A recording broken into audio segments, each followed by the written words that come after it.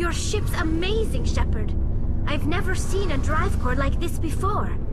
I can't believe you were able to fit it into a ship this small. I'm starting to understand why you humans have been so successful. I had no idea Alliance vessels were so advanced. The Normandy's a prototype. Cutting-edge technology. A month ago, I was patching a makeshift fuel line into a converted tug ship in the flotilla. Now, I'm sitting on board one of the most advanced vessels in Citadel space. I have to thank you again for bringing me along. Traveling on a vessel like this is a dream come true for me. I had no idea you found ship technology so interesting. It comes with being a Quarian. The migrant fleet is the key to the survival of my people. Ships are our most valuable resource. But we don't have anything like this. We make do with cast-offs and second-hand equipment. We just try to keep them running for as long as we can. Some of the fleet's larger vessels date all the way back to our original flight from the Geth. I can't believe your fleet's still using ships that are 3 centuries old. They're constantly being repaired, modified, and refitted. They aren't pretty, but they work. Mostly. We've tried to make ourselves as independent as possible on the flotilla. Grow our own food, mine, and process our own fuel. But some things we just can't make on our own. A patch to maintain the hull integrity requires raw materials we just don't have. That's why our pilgrimages are so important. Tell me about your people. Our lives aren't easy. Resources are scarce, and we are constantly on the move. Everything we do must in some way contribute to the continuation of the migrant fleet. There are 17 million Quarians in the flotilla, and each of us relies on the others for survival. The bonds among my people are strong. Unfortunately, we have had to surrender many of the freedoms and civil liberties other species take for granted. What kind of freedoms? Well, it's illegal for parents to have more than one child. If our population grows too much, it would strain our resources to their breaking point. Of course, we also can't allow our numbers to become too few. If our population is in decline, the rule against single births is temporarily repealed. In extreme cases of population decline, incentives are even offered to encourage multiple births, though the Conclave hasn't had to take such measures in nearly a century. That's your government. The Conclave is our civilian branch of government. Each ship can elect a representative to serve on the Conclave and make decisions that affect the fleet as a whole. On matters that affect an individual ship, however, the captain has the final say. It's a tradition that dates back to the early days, when the fleet was governed by martial law. Fortunately, most captains nowadays are smart enough to have an elected council from their crew to give them advice and guidance. So the ultimate power rests with elected officials. In practice, the Conclave and the respective council for each ship tend to set the rules that govern our daily lives. But in theory, we are still under military jurisdiction. The 5 top-ranking military officials in the fleet serve on the Admiralty Board. These 5 have the power to overrule any decision by the Conclave in case of emergency. To do so requires unanimous agreement among the Admiralty, and they can only do this once. After that, the entire board must resign their posts. It's a safeguard that served us well. In nearly 3 centuries, the Admiralty Board has only overruled the Conclave 4 times. I want to know more about the Geth. I doubt I can tell you anything you don't already know. It's been almost 3 centuries since they drove my people into exile. All I know is the story of their origins, what they were when we created them, and how they turned on us. Interesting. The Geth were originally created to serve as an automated manual labor force. Initially, their intelligence was as limited as any AI. Over time, we made small modifications to their programming to allow them to perform more varied and complex tasks, bringing them closer and closer to true AI status. How come the Council didn't step in and stop you? This wasn't true AI research. We may have been skirting the bounds of the law, but we never did anything that was actually illegal. The changes were so insignificant, so gradual, that we were able to control them. Or so we thought. But one thing we underestimated was the power of the neural network. A million Geth thinking simultaneously created an inherently unstable matrix. So, the Geth share brain power? Many of the Geth's logic systems were designed to work in concert with other nearby Geth. Basically, the more of them you have in a group, the smarter they are. So there's some sort of group consciousness? No, nothing like that. They cannot share sensory data or information. Their programming cannot handle that much simultaneous input. Each Geth maintains an individual awareness and identity. The neural network only operates on a process-based level. It's basically the synthetic equivalent of a subconscious. But when they're in close proximity, they can coordinate low-level functional processes, freeing up more capacity for original or independent thought. What made them rebel? As we built more and more Geth, their effective intelligence became more sophisticated, more abstract. One day, a Geth began to ask its Quarian overseer questions about the nature of its existence. Am I alive? Why am I here? What is my purpose? As you can imagine, this caused a near panic among my people. I don't see what's so bad about those questions. The Geth were created to engage in mundane, repetitive, or dangerous manual labor. That's fine for machines, but it won't satisfy a sentient being for long. The Geth were showing signs of rudimentary self-awareness and independent thought. If the Geth were intelligent, then we were essentially using them as slaves. It was inevitable the newly sentient Geth would rebel against their situation. We knew they would rise up against us, so we acted first.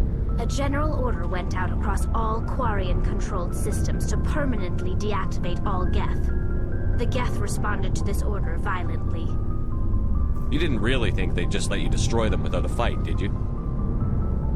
The hope was that most of the Geth would still be little more than machines, incapable of organized resistance. But they had progressed much further than anyone anticipated. The war was long and bloody. Millions upon millions of Quarians died at their hands. In the end, we were forced to flee our own homeworld. We feared the Geth would pursue us, but they never came beyond the Veil. Now we drift through space, exile searching for a way to reclaim what was once ours. I want to know more about the pilgrimage. When my people reach maturity, we leave our birth ships and seek acceptance with a new crew. It's necessary to maintain genetic diversity among the fleet. But no ship wants to accept someone who will be a burden on them. So, to prove our worth, we embark on a pilgrimage. We set out alone, leaving the flotilla and our families behind us. We only return once we have found something of value we can bring back to the fleet. This is presented as a gift to the captain of the respective ship we wish to join. If the gift is accepted, we are welcomed into the crew. Can a captain choose to reject the gift? That doesn't happen often. Most captains are eager to increase the size of their crew. It increases their own standing in our society. Even when a gift is not particularly valuable, the captain usually accepts it out of a sense of tradition. However, there is a stigma to presenting a substandard gift. It's not the best way to make a good impression on a new community. Most pilgrims don't return until they find something worthwhile. I can't believe they just send you off alone. It's not like they just cast us out. Before we leave, we are given lessons in how to survive outside the flotilla, and given gifts to help us on our journey. We also receive implants to fight off sickness and disease. Generations of living in an isolated and highly controlled environment have left our immune systems weaker than most. By the time we leave the fleet, we are well equipped for the pilgrimage.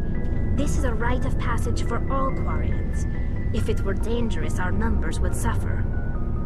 Virtually every pilgrimage ends with a triumphant return and the ritual presentation of the gift to one of the fleet's captains. I want to talk about something else. Like what? I should go. See you later.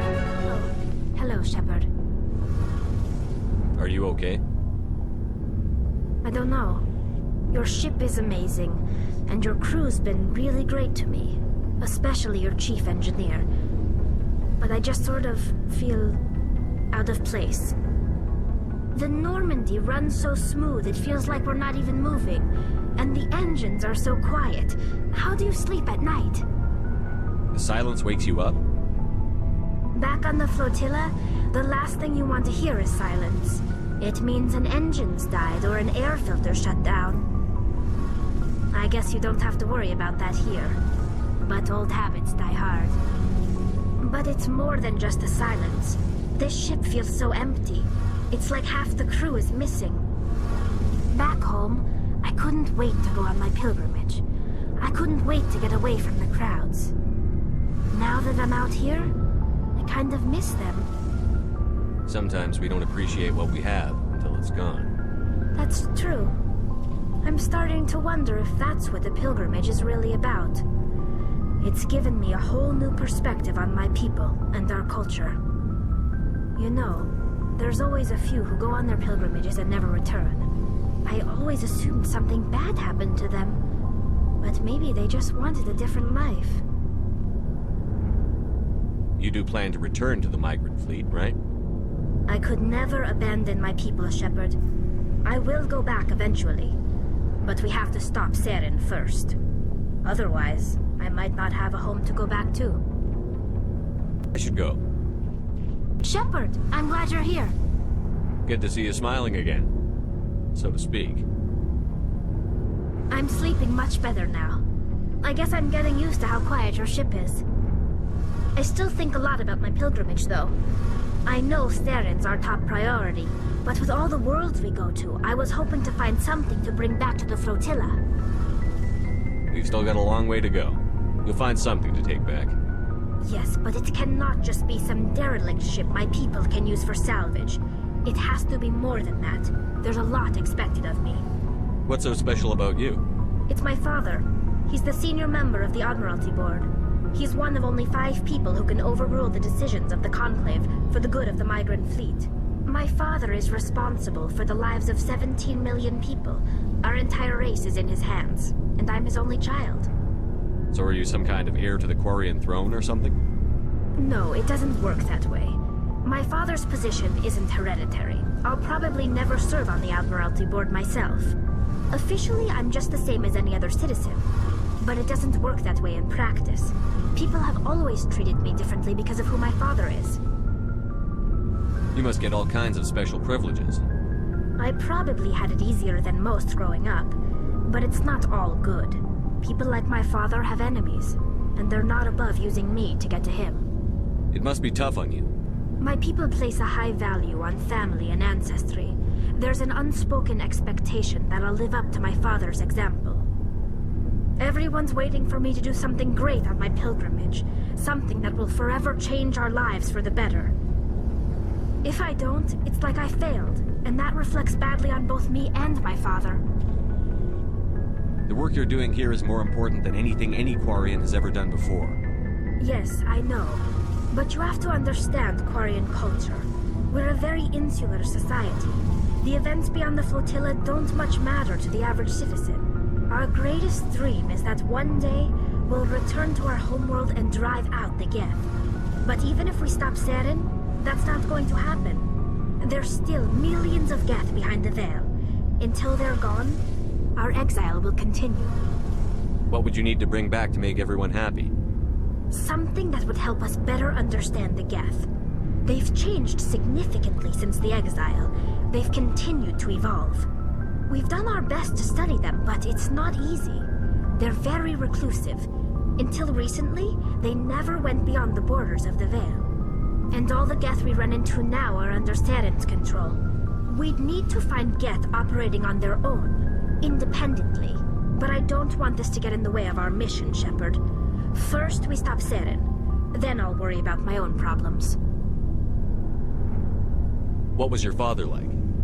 It wasn't easy growing up as the daughter of one of the Admiralty. Even before he joined the board, he was a prominent figure. People looked to him for leadership. He had to set an example, and he expected the same of his daughter. Plus, he was pretty strict, a military man through and through. He never allowed me to settle for anything less than excellence. As a kid, I sometimes felt like he was pushing me too hard. But now I'm old enough to appreciate what he taught me. The world doesn't owe us anything. If we want something in life, we have to earn it. Where was your mother in all this? Mother was around, but she always seemed to kind of blend into the background. Almost like she was overshadowed by my father. He tends to do that to people. She passed on about 5 years ago. Some airborne virus that swept through the fleet. Happens sometimes when the filters start to break down. I think my father took it pretty hard. After she was gone, he became even more focused on his work. I think that was his way of dealing with the grief. Sounds like a tough upbringing. You don't resent your father at all? Like I said, it wasn't easy. My father's not the kind of person you bond with, and he wasn't around all that much. Too busy. People counted on him, and he took his duties seriously. Even when he was around, he always seemed a bit distant, like his mind was always somewhere else. Come to think of it, I can't ever remember seeing him smile. Not once. It's like he was always weighed down by all that responsibility. I mean, I know he cares about me, but he never really showed it, not in the usual way. I guess the best thing I can say about my father is that I respect him. I want to talk about something else. Like what? I should go. See you later. It feels like we're getting near the end, doesn't it, Shepard? With Saren, I mean. It won't be much longer. One way or another, it'll all be over soon. You'll find the conduit before he does. I know you will. You have to. And after this is all over, when my pilgrimage ends and I go back to my own people, I'll be proud to say I was a part of it. We couldn't have done this without you, Tali. You've been good to me. A lot of people treat Quarians like second-class citizens. They just want us to go back to our fleet and disappear. But you've treated me just like everyone else on your crew. Like an equal. That means a lot, and it says something about you. Whatever happens, I just want to say thank you for that. I'm going to miss you when you go back to your own people, Tali. That won't happen for a while yet. I'll be right here anytime you need me. I should go. Shepard, I need to talk to you. It's important. Is something wrong? You know the data you took from those Geth control nodes? The information you uploaded to Alliance Control? I want a copy of it. You want to bring this data back to the migrant fleet? Those files have information that could be vital to our efforts to understand the Geth. It could be the key to helping us reclaim our homeworld. If I give you this data, your pilgrimage is over. You'll go back to your own people. Not right away. I'll stay with you as long as it takes to stop Saren. But my people need this. You think you can use this information to destroy your enemy? Not right away. We will need to study it. It could take years, but it will give us new insight into how the Geth have changed and evolved over the past centuries. Go ahead. Make a copy. My people, I owe you a great debt. One I can never repay. The only thing I can offer in return is what you already have. My solemn promise to stay with you until Saren and his Geth armies are defeated. I never wanted anything more. Thank you, Shepard.